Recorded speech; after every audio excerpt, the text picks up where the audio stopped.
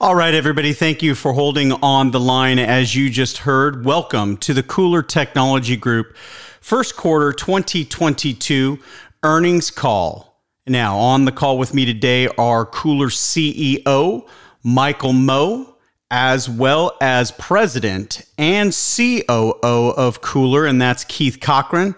And finally, from the company, we'll be joined by Chief Financial Officer Simon Westbrook. We will also be joined for a Q&A session by Theodore O'Neill at Litchfield Hills Research and John Nobile at Taglich Brothers. Before we start the call, though, I want to read the safe harbor statements found at the bottom of every company press release and regulatory filing. Statements made on this call do not constitute an offer to sell or a solicitation of offers to buy any securities of any entity. This call may contain certain forward-looking statements based on KULR's current expectations, forecasts, and assumptions that involve risks and uncertainties. Forward-looking statements made on this call are based on information available to the company as of the date hereof.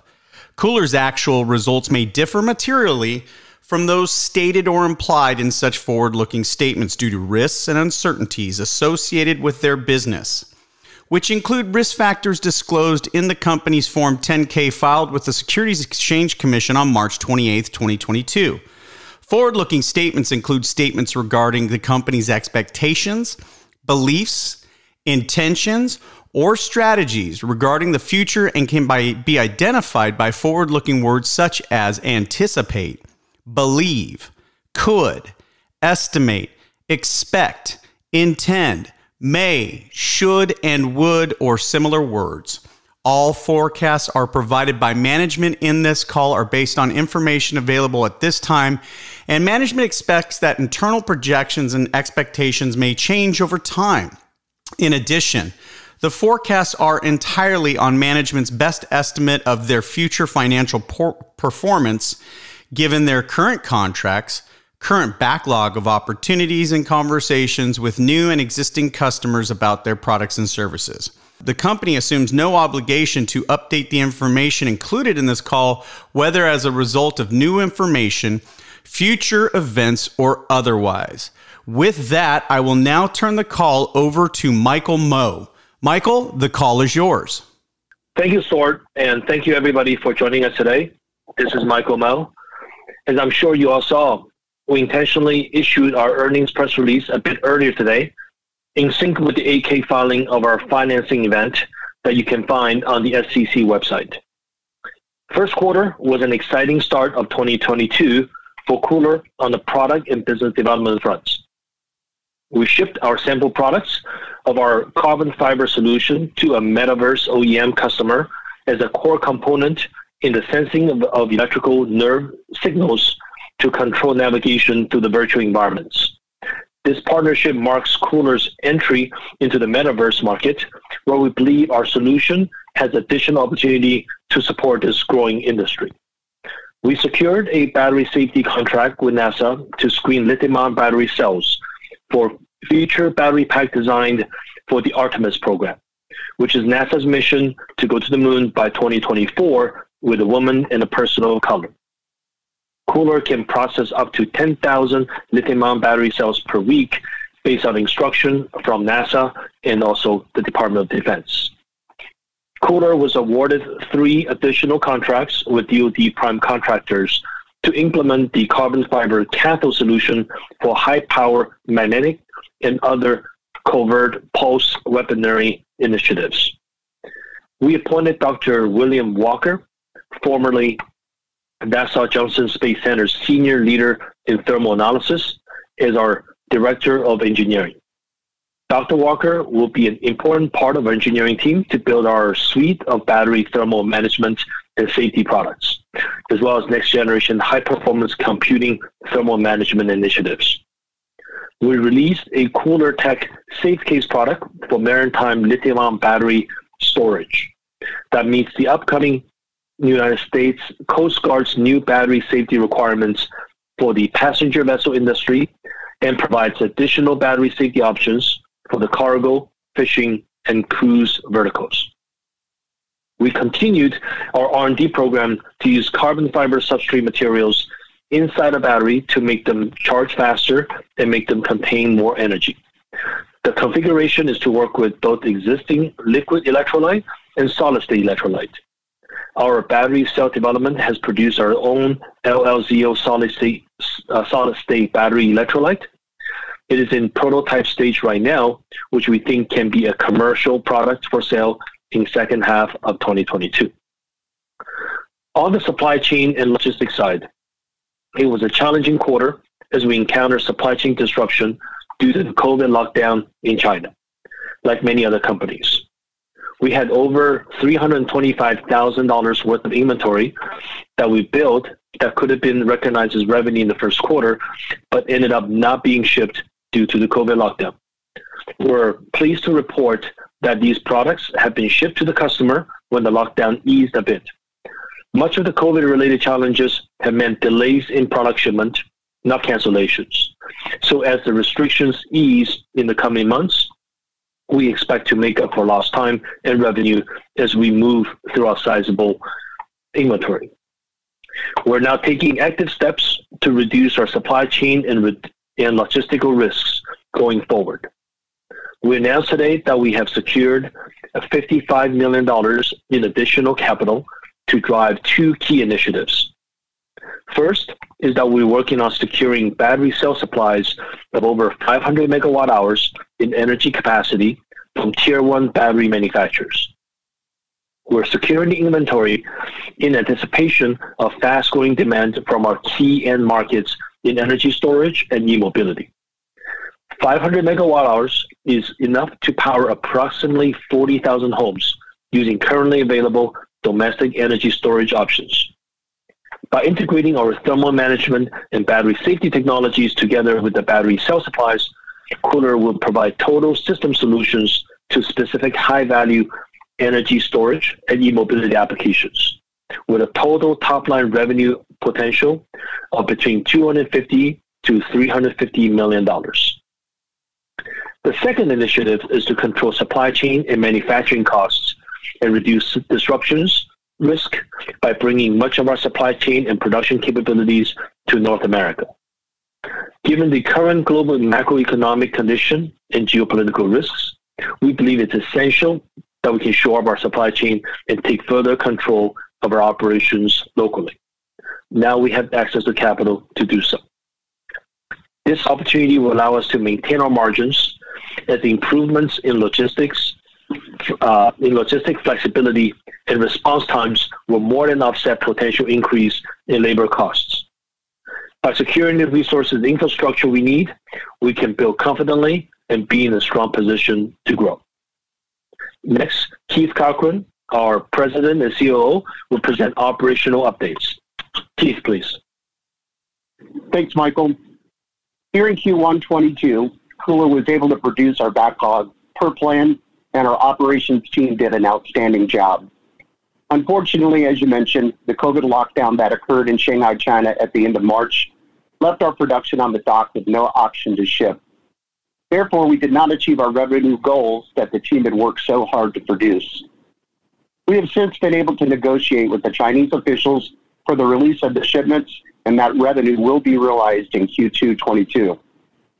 We have now taken action to create a buffer stock of materials, which we are in negotiations to have our customers take immediately as a hedge against future potential lockdowns. Based on a thorough review of our geopolitical environment and increased logistics cost, we have opted to onshore productions in North America in most cases. Per our reviews of landed cost, this move will primarily be neutral to margins for KULR, considering the impacts of rising logistics costs coming from Asia. With this shift in production location, KULR will also gain the additional benefits of reduced lead times for our customers and more predictable revenue delivery. Our engineering team has made significant progress to complete the development of KULR's automated battery cell testing solution, and we remain on track, per our previous comments, to have the lines completely qualified in Q3 and begin full capacity testing by Q4. The automation has been very complex, taking over a year of development, but allows for us to operate this capability in the USA at an acceptable cost level. This platform is completely modular, and we will be expanding it as our customer demand increases. I'm excited to say KULR CellCheck baseline platform is now complete, and we are actively seeking new customer engagements, as this platform is designed to be customized by the end customer to work in their specific battery packs and their use cases. We expect initial revenue to be generated by non-recurring engineering charges, followed by a long-term subscription model or licensing and agreement. This platform, which was very software intensive, has been delivered and developed using our engineering team in the US and our partners in India. The automated battery cell testing solution, as well as CellCheck platform, represent a significant effort for KULR to deliver mass market applications starting in Q4. We have additional platforms in development, which we will be making announcements for in the coming quarter. All of the platforms we currently have in development are intended for large-scale markets. It is important for KULR to have a global strategy for our development and manufacture products. Accordingly, management has spent a significant amount of resources the last 2 quarters to develop additional partners to multi-source our needs in diverse geographies. Our new suppliers have now begun deliveries, and we are pleased with the flexibility, pricing, and quality of their services. We believe this diversity will help increase our ability to rapidly react to customer demand and market uncertainty. Next, KULR CFO, Simon Westbrook, will present financial updates. Simon? Thanks, Keith. This is Simon Westbrook, and I'm going to talk about our financial results for the quarter just ended in March 31st compared to the same quarter last year. For revenue, the results for the current quarter were impacted by ongoing COVID-related logistics and supply chain issues that restricted our ability to ship to meet some customer orders. As a result, our sales reduced by 52%, from $418,000 in 2021 to $200,000 this year. For selling, general, and admin expenses, they increased to $3.5 million in the first quarter of this year from $1.5 million in the corresponding quarter last year. The increase of 136% was due to additional marketing and advertising expenses, consulting fees, and non-cash stock compensation paid to employees and consultants, and the expansion and kitting out of our new office facilities. Our R&D expenses increased 486%, from $123,000 in the first quarter of 2021 to $721,000 in the first quarter of 2022. This reflects a combination of headcount and new and automated test and production equipment first implemented in the last quarter of last year. Operating result, the loss from operations increased 141%, from $1.5 million for the first quarter of 2021 to $4.1 million for the first quarter of this year. The increase in the operating loss included $0.9 million increase in non-cash stock-based compensation expense and increases in payroll, advertising, and marketing expenses, as well as professional fees and research and development projects. Our net loss increased by 141% from $1.7 million in the first quarter of 2021 to $4.2 million in the first quarter of this year. Our net loss per share for the first quarter of 2022 was 4 cents, compared to 2 cents for the comparable period last year. Looking at our cash position, at March 31st, 2021, the company reported cash balances of $10.1 million compared to $6.2 million at March 31st this year. Since the quarter end, we have raised over $7 million from the issuance of warrants and promissory notes and have established a $50 million standby equity purchase agreement. This funding leaves us well positioned to expand operations, support new business, and consolidate our manufacturing operations in the United States to ensure greater control over logistics in the face of continuing worldwide uncertainties. Now back to Stuart.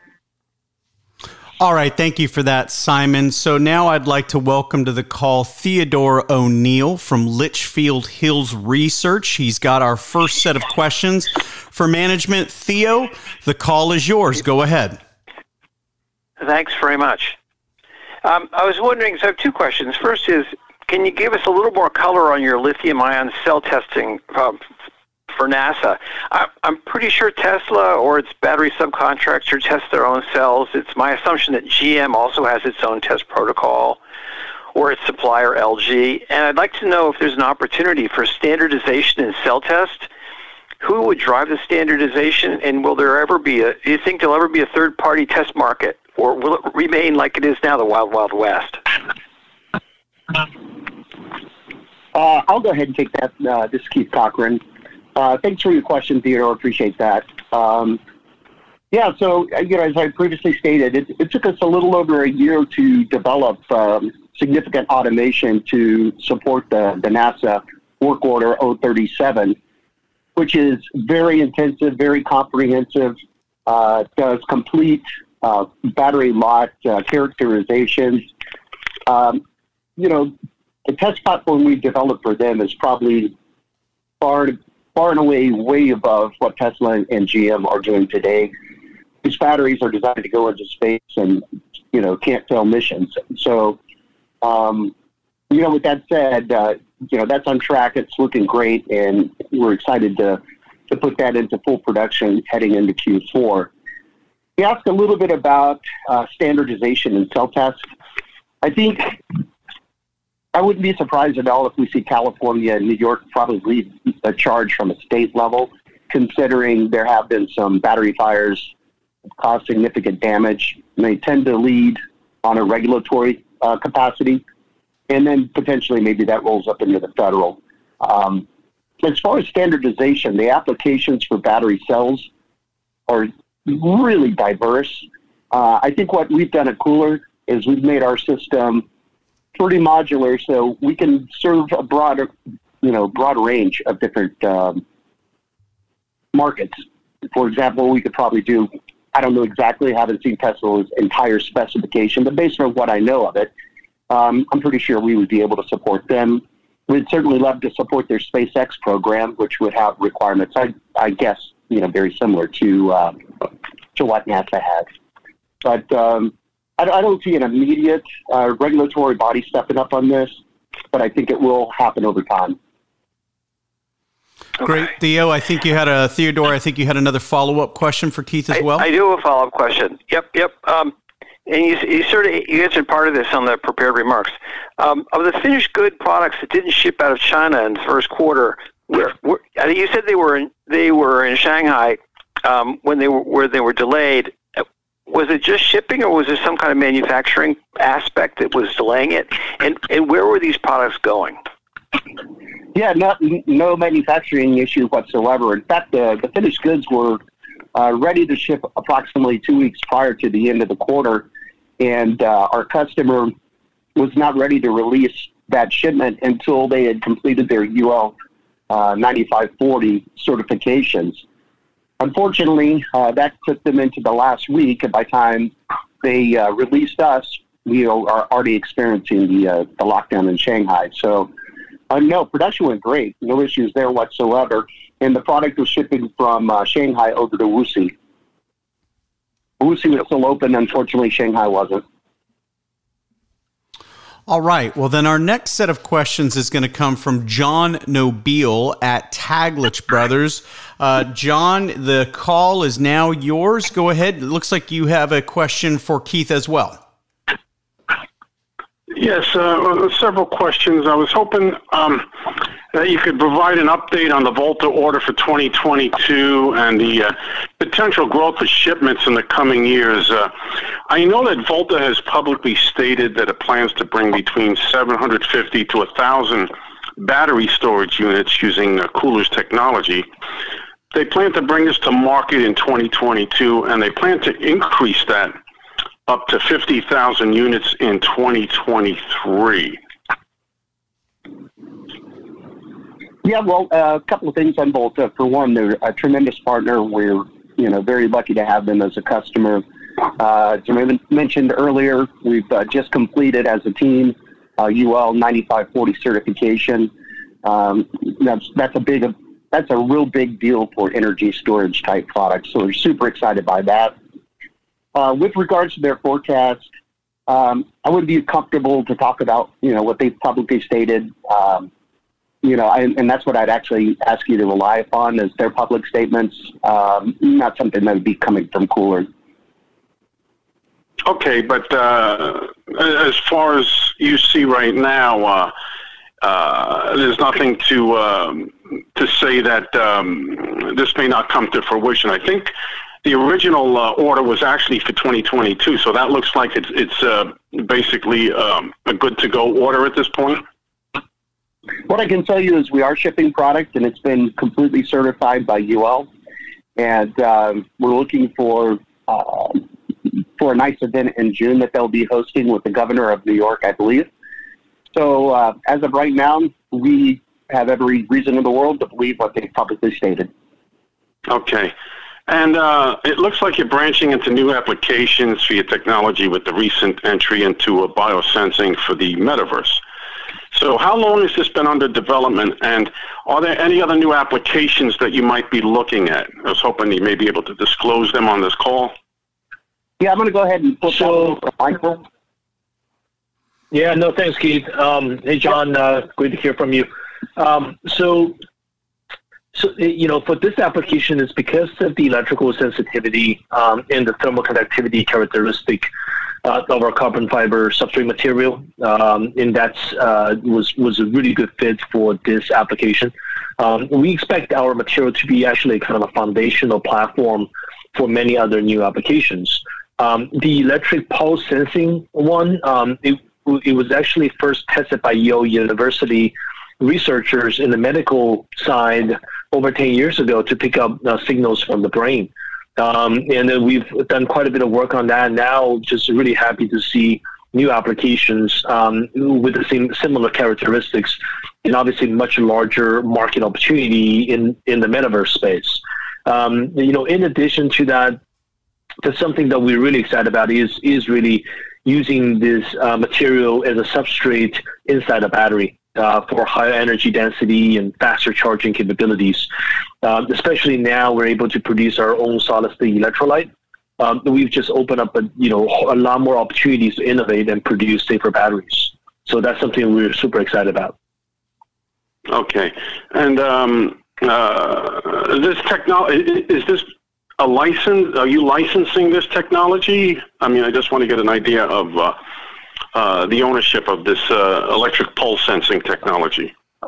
Yeah, no, we're not licensing this. It's a finished product that we sell to the customer, where they incorporate this physical piece into a wearable of their, VR, AR glasses. Okay. Oh, okay. Yeah. And another question: your battery safety contract with NASA for the Artemis program. Now, I believe it was scheduled to launch in May, which we're currently in. So I was hoping that you could provide a status on this program, and if you have any information on how long that you believe this program will actually run. Yeah. The May launch into the Artemis, I just want to be clear that we were not part of that particular program. The overall Artemis program is to go back to the moon by 2024.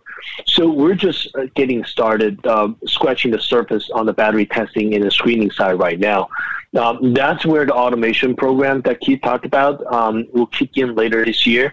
And that will pick up the scale and perform a lot more versatile tasks based on the NASA work instruction.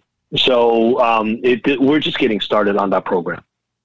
Okay, and just one final question into the $55 million that you just recently entered into that agreement to secure inventory in anticipation of demand from key end markets. Your words were key end markets. So I was hoping you could tell us where you believe most of this demand will come from, and how much inventory you believe that you would need to procure to be able to satisfy I know it was in the press release stated in your prepared comments about 250 to 350 million in revenue.